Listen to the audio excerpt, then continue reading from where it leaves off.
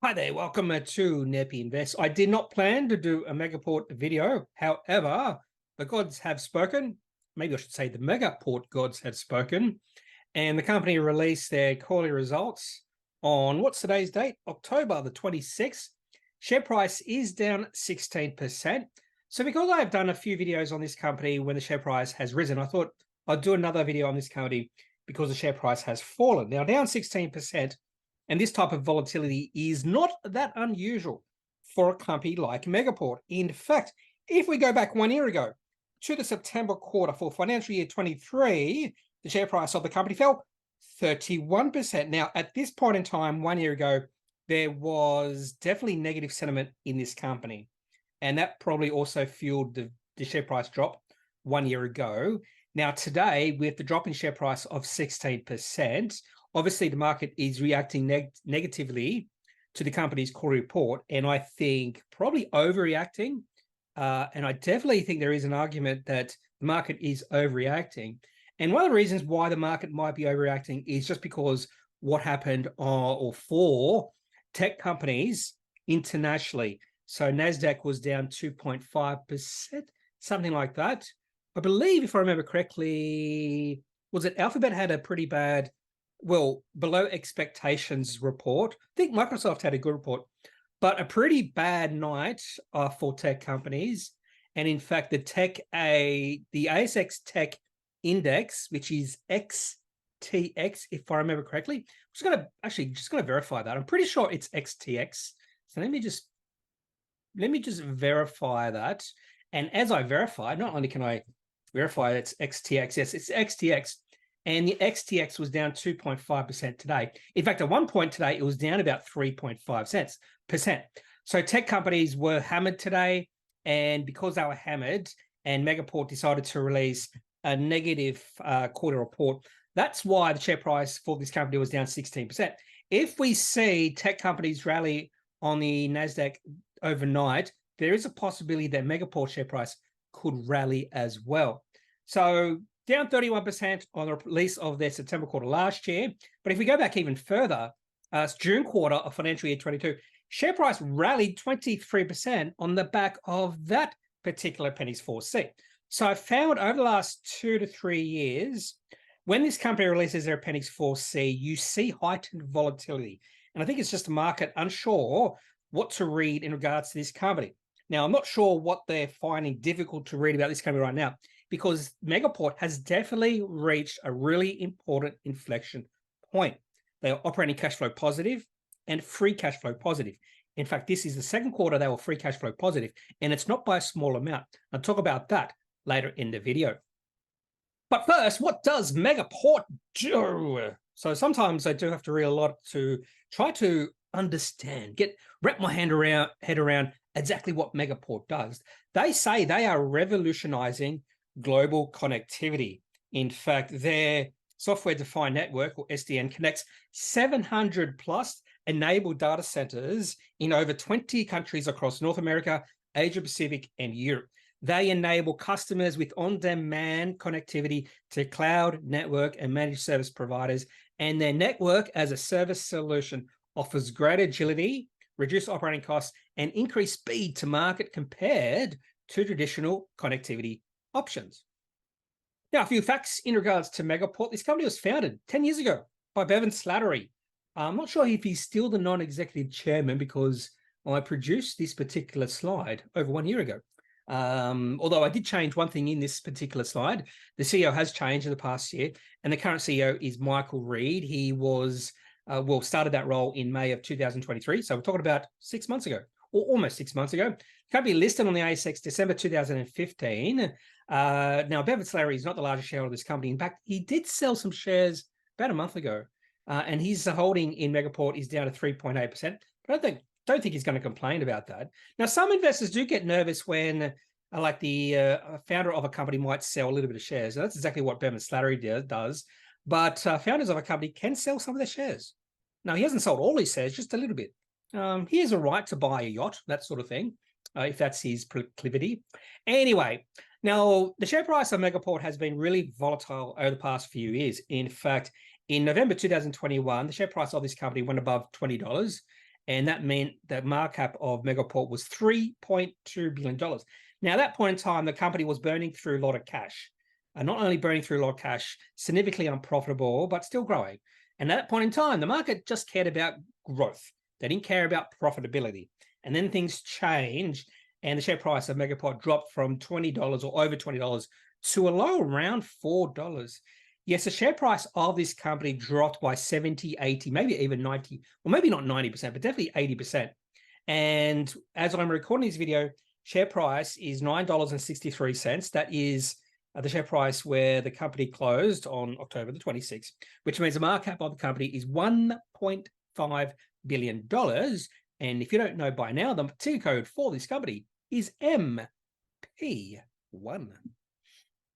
Now, before we have a look at the current results for the current year, let's go back 1 year ago. In fact, when I looked at the slide deck I did for Megaport's September quarter report last year, and I did a video on that because the share price was down 31%.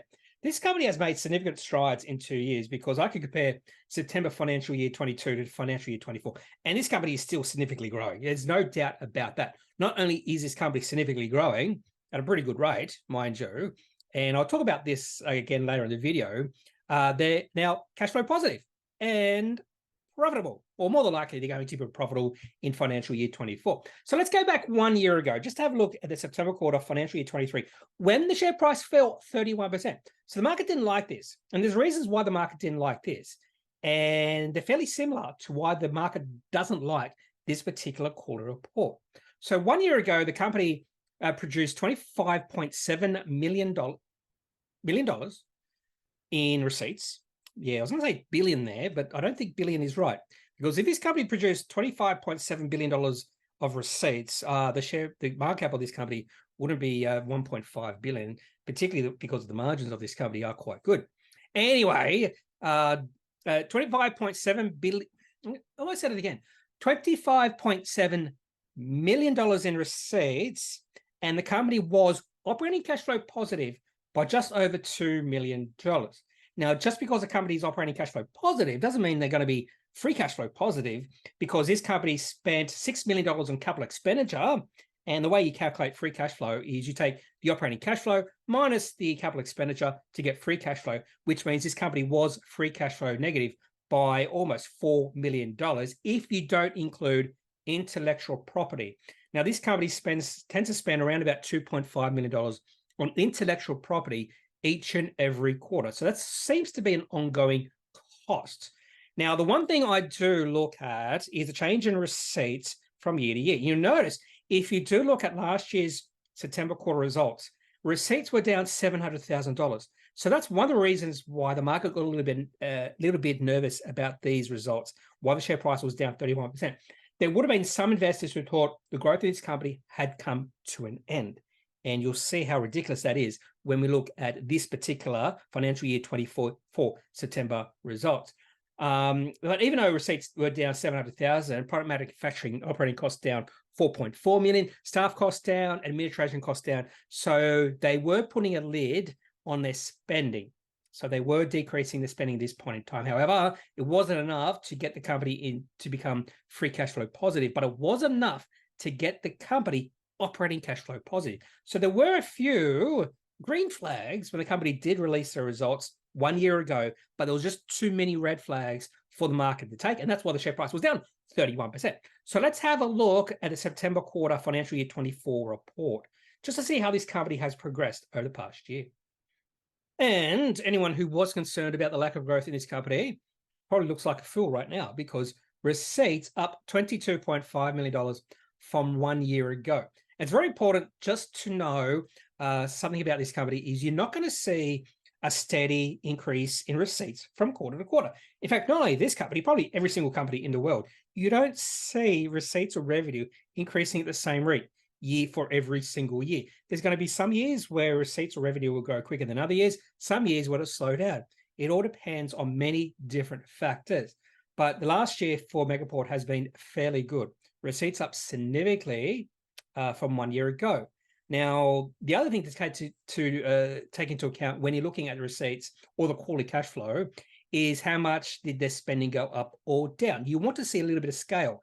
or operational leverage. And Megaport definitely shows that, because receipts up 22.5 million, and even though product manufacturing operating costs up 11.1 million, staff costs actually went down $500,000, and administration costs only up $2 million. So because receipts grew at a significantly greater rate than their spending, that means the company was operating cash flow positive in this particular quarter by $10.7 million. Not only that, $3.4 million in capital expenditure, $2.5 million in intellectual property, which means this company was free cash flow positive by about $5 million. So $5 million free cash flow positive. So that means cash on hand for this business did go up. This is a big change from what we've seen in Megaport's business over the past when did they IPO? 2015. Over the past 8 years, cash has gone up from 48.5 million to 55.2 million. Now, some quarters in the past, cash on hand has gone up. That's because of capital raising. So this is because of the business itself. And this is a very important inflection point for the company. And I have no doubt they can continue this momentum going forward over the next few years. And not only that, I think they can significantly increase the operating cash flow and the free cash flow from here. Now, one thing I always look at is receipts history. Not only receipts history, also revenue history for every company I look at. And I want to see receipts and revenue growing through time. Now, one of the reasons, I've already mentioned one reason why receipts might, or the market might have got a little bit nervous about Megaport's September quarter results of financial year 23 is because receipts fell. And you can see over 2 quarters, the September quarter and then the December quarter 1 year ago, receipts actually fell from 31.6 million to 23.6 million. And that did cause a little bit of nervousness in the market. But then you see a significant jump from there. In fact, receipts have more than doubled from the December quarter in financial year 23. So the growth in receipts is still ongoing. This is why it's very important just to get rid of the noise. If you see receipts drop in 1 quarter, that is not necessarily anything negative. Now, the market might react negatively to it, but it's not necessarily anything negative about the business itself. Now, another reason why the market may have not liked the financial year or the September quarter for financial year 24 results is possibly a perceived slowdown in the growth. If we look at quarter-on-quarter percentage change of some of their key metrics, ARR, revenue, customers 0%, ARR per customer 6%, total services 2%, customer ports 1%, ports 1%, VXCs 3%. Possibly it's this perceived slowdown in growth in some of these key metrics. But again, if you look at the year-on-year change, very impressive growth. Annual recurring revenue up 36% from 1 year ago, revenue 38%, customers 6%, AR per customer 28%. So that's probably the more important metric to look at. So don't look at customers, look at annual recurring revenue per customer. Total services up 10%, customer ports up 9%. So everything is still growing. But I think the market is really weird when it comes to Megaport. It just doesn't know how to react when the company releases their Appendix 4C. And some quarters, it's all doom and gloom. Some other quarters, it's just red roses and fields of sunlight, sunshine, and that sort of thing. Nothing could be better than Megaport's Appendix 4C. So you see the share price rise over 20%. So who knows? In January, when the company releases their December quarter results, possibly it's going to absolutely blow the market's mind. The share price might rise 30%. Who knows? So if you don't like this volatility when it comes to Megaport, particularly when it comes to the release of their Appendix 4C, maybe Megaport isn't the company for you and you should stick to more mature companies. And one thing I did neglect to mention is the gross margins of Megaport, up to 70%. I think they're around 63% in the September quarter last year. So a nice increase in gross margins. And I think there is a possibility the company can increase their gross margins moving forward. Maybe not as much as 7% year on year, but definitely I think they can get their gross margins up to at least 75%, maybe approaching 80%. So keep an eye on gross margins moving forward for this company. Now to the charts. This is Megaport's daily chart going back to August of last year. And if you can read this at all, you'll see a couple of really big down days. In October last year, share price fell 31% in one day. And actually the next day fell a fair bit as well.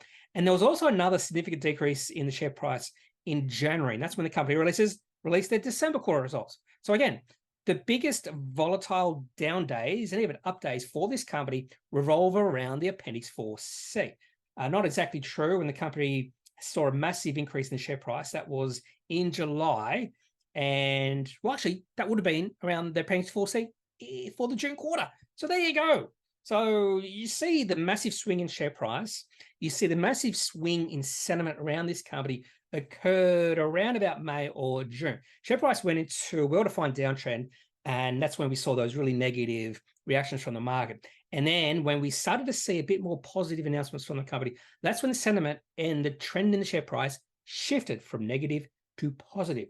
So even though this was a negative reaction from the market, share price is actually still in a long-term uptrend. I wouldn't say it's in a short-term uptrend. Definitely think it's in the long-term uptrend. And not only that, it's really important that the share price struggled to get below $9. I think the low today was $8.95, which occurred in the first 5 minutes of trading. So a lot of panic in the streets in that first 5 minutes, which tells me there was a lot of retail investors panicking and selling straight away because they saw more than likely institutional sellers or institutionals were trying to offload some of the shares, and they saw the indicative price down a fair bit, maybe down 20, 25%, and that did cause a bit of concern in the market. So sometimes you will see the low in a company's share price when a company releases this sort of announcement in the first few minutes. There's that old saying, the amateurs open the market, professionals close it.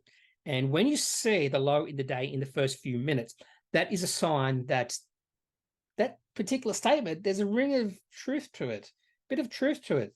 So possibly that's what we saw today. And in fact, I want to show you a 3-minute chart in the next slide. The reason I say the share price is still in a long-term uptrend is because if we look at the moving average ribbon with this blue line in it, and this is my longer-term sort of sentiment and trend, and that is in the green. It's still going up, and the share price moved into that moving average ribbon, and the share price stayed, and in fact had just moved above to the top bit of that moving average ribbon.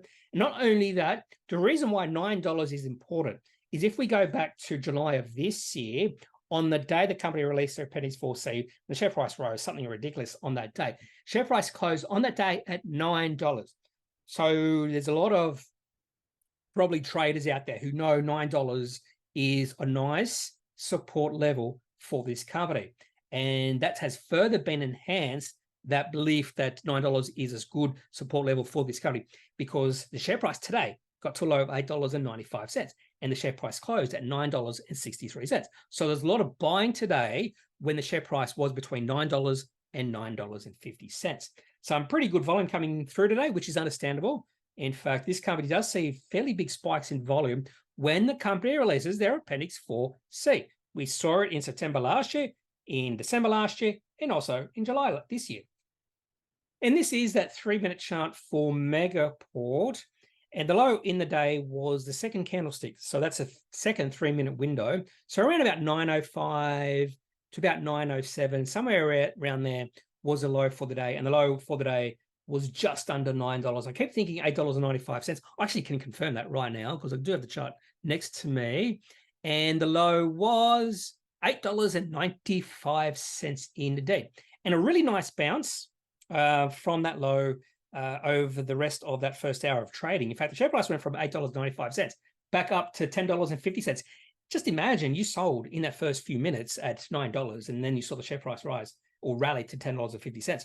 So that could be perceived as a dead cat bounce, but then that bounce sort of failed, even though there was pretty good volume. That failed, and the share price started to creep lower during the rest of the day. But a nice little rise in the share price over the last 2 hours of trading. Share price went from just above $9, again, $9, nice support level. Share price went from $9 to $9.63. So I'm going to be really interested to see what happens with Megaport's share price tomorrow. How does the market continue to react? Now, if the market has overreacted, there is potential that some fund managers might be interested buying some shares or adding to the position in this company, and you might see the share price rise on open. And also, it depends on what happens in the overseas markets, particularly on the NASDAQ. Is this little sell-off in the NASDAQ going to continue for another night? And that could negatively affect Megaport's share price. Now, for those who like the long-term future of this company, that probably matters less unless the share price falls significantly from here. And then you think, maybe I can add to my position. At this point in time, I am trading Megaport and I am thinking of holding a longer term position just because I do believe this company might have reached that very important inflection point. And I think the growth forward from here, particularly when you look at profit, that sort of thing can be quite significant and very impressive for this company over the next 5 years. So that's why I'm thinking of just holding a longer term position and continue to trade it because of that volatility in the share price over time, particularly when the company releases their Appendix 4C. So that's all I've got for this video today on Megaport's Appendix 4C for the September quarter, financial year 24. Share price down 16%. Has the market overreacted? Who knows? I don't know. We might get a better picture on whether the market has overreacted to Megaport's Appendix 4C over the next few days. Possibly we won't know if the market has overreacted until the December quarter results are released in January. And if they release really good results, share price might rise 30% in one day on the release of their Appendix 4C. So possibly this volatility in Megaport share price will continue moving forward. So if you do have any questions, any thoughts on Megaport, on their Appendix 4C for the September quarter, leave your thoughts in the comment section of this video. Otherwise, I am not a financial advisor. If you do need financial advice, make sure you seek out someone who is qualified and can speak to your own financial needs. That's it for this video. Have a good day. Bye.